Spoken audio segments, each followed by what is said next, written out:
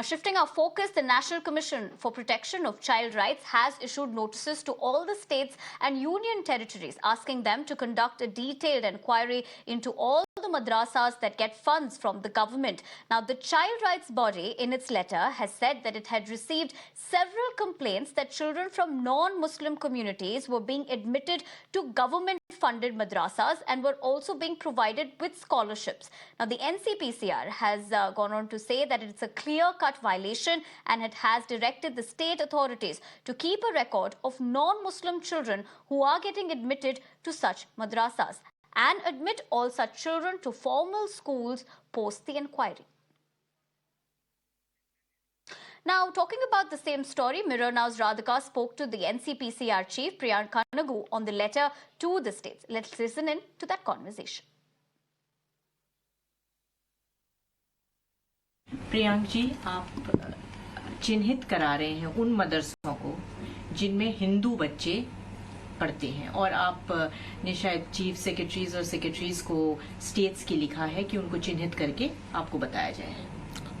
देखिए, हमारे पास शिकायत आई है और शिकायत के आधार पर हमने सारे चीफ सेक्रेटरीज को ये रिकमेंडेशन भेजी है कि जो भी नॉन मुस्लिम बच्चे, चाहे हिंदू हों या किसी और धर्म को मानने वाले हों, अगर मदरसों में पढ़ रहे हैं तो उनको आइडेंटिफाई करके स्कूल्स में री एंगेज कराइए। हमारे पास जो शिकायत है उसके अकॉर्डिंग सरकार से रिकॉग्नाइज्ड जो फंडेड मदरसाज में इस तरीके से हिंदू बच्चों को, ट्राइबल बच्चों को रखा गया है, तो हमने ये रिकमेंडेशन दी है। हमने दूसरी रिकमेंडेशन ये दी है कि जो अनमैप्ड मदरसे हैं वहाँ कोई भी बच्चे हो उनको स्कूल्स में री एंगेज कराया जाना चाहिए और उनकी भी मैपिंग होनी चाहिए। इसका क्या कारण है जो आपने मैपिंग के लिए कहा है? देखिए, कमीशन की जो डिटेल्ड स्टडीज़ हैं और जो हमारी रिपोर्ट्स हैं उसके अकॉर्डिंग 1 करोड़ से ज़्यादा बच्चे ऐसे हैं जो उन अनमैप्ड मदरसों में हैं जहां उनका आर्टिकल 21A जो कॉन्स्टिट्यूशन का उनको फंडामेंटल राइट देता है, राइट टू एजुकेशन, वो डिप्राइव हो रहा है। वहाँ उनको फंडामेंटल एजुकेशन नहीं मिल रही और ये स्टेट गवर्नमेंट्स की रिस्पॉन्सिबिलिटी है कि बच्चों को उनका शिक्षा का अधिकार दिलवाएं, इसलिए उनको स्कूल्स में भर्ती किया जाना चाहिए। अगर हिंदू बच्चे मदरसे में जाते हैं तो आपको क्या डर है? We also have Furqan Qamar, former advisor of Planning Commission of India, joining us on the broadcast as well. Sir, appreciate you taking the time out and talking to us on Mirror Now. Now, of course, the NCPCR chief, Priyank Kanungo, has also spoken about this particular matter as to what exactly the letter, contains. But can you give us your first viewpoint about what the NCPCR has taken cognizance about? Thank you very much for asking me to be on your channel. It's a pleasure. NCPCR is a constitutional statutory body, and I'm sure that they will be taking an objective decision. I think their concern should be that, okay, some non-Muslim students are studying in madrasas. Why are they going to these madrasas? What are the numbers of these madrasas? Nobody knows. Way back in 2012, 2016, we had some stories that in some state there were some, very few, non-Muslim students were also coming to madrasas because they found that these madrasas were imparting better education. So it is good that, okay, they are asking to conduct a detailed inquiry that whether there are any non-Muslim students studying in these madrasas, let us find those out. Now, coming to this, that if there are non-Muslim students studying and they are giving a similar treatment as they are giving to Muslim students, so I think they are doing it right. Because if they did not offer the scholarship, if they were giving it to Muslim students, they would have been accused of discrimination. I also see some contradiction in the approach. Madrasas are legal entities. Madrasas are according to the rights provided by the religious minorities to have their own institutions. The same article is also used to set up minority educational institution in the country.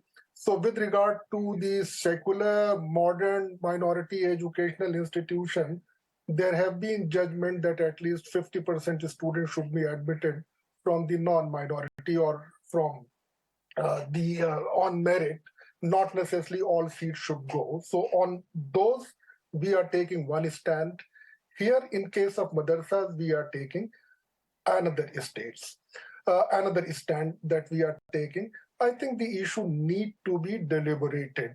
There have been some forces in our country which have not been very comfortable with madrasa modernization scheme. They always saw that that will be used for governmental interference, for dictating terms, etc.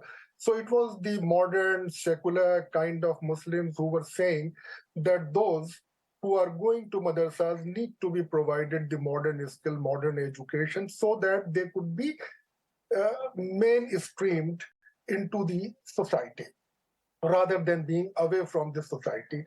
And I think the steps and initiatives and suspicions like these, or at least the premature news like these, make a dent on this kind of initiative of mainstreaming of the madrasas. And this has been happening one after another. So in some state, we heard that, okay, madrasas are being banned. In some other state, we said that all government recognized madrasas need to be mapped. In some, we heard that, okay, some madrasas need to be closed down. The grants that were coming to madrasa modernization have been stopped in many cases. There have been a number of other things relating to madrasas or non-madrasas relating to minorities. Say, for example, recently we heard that perhaps there is a move to stop the scholarship that was being paid to students studying in madrasa. There is also a news that perhaps the Maulana Azad National Fellowship, which is provided to minority students for pursuing their MPhil and PhD program, is now being stopped. So it might save the government about 700 crore rupees, but it will deprive about 7,000 students from receiving these education, and thus becoming somewhat secluded. So I think an objective view need to be taken, do the mapping, do the survey, but don't look at the suspicion. I also see in some of the reports in the net that, okay, madrasas were raising funds to the tune of about 10,000 crore. Half of them are illegal. I think these are all baseless, without any basis.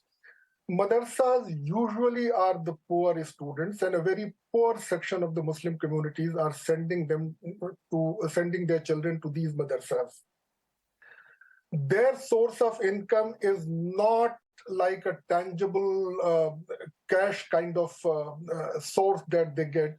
Quite often, some people donate some food, donate some grains, so that they could arrange food for their students, etc.